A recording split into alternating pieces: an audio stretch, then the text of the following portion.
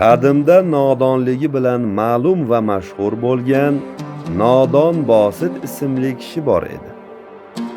U podshohning eng yaqin vazirlaridan biriga "O'tning rangi ko'k" dedi. Vazir hayron bo'lib, "Yo'q, o'tning rangi yashil" deb javob berdi. Shu tariqa ular o'rtasida katta bahs boshlandi. Hech qaysi biri fikridan qaytmadi. Oxiri adolatni qaror toptirish uchun dono podshohning huzuriga borishdi.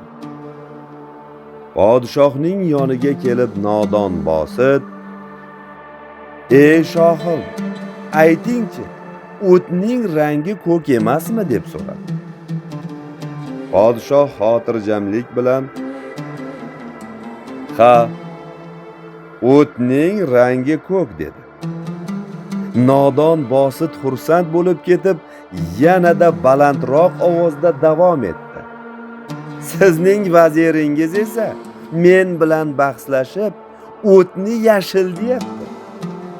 Unga bir jazo bersangiz, podshohim." Podshoh biroz o'ylanib turib,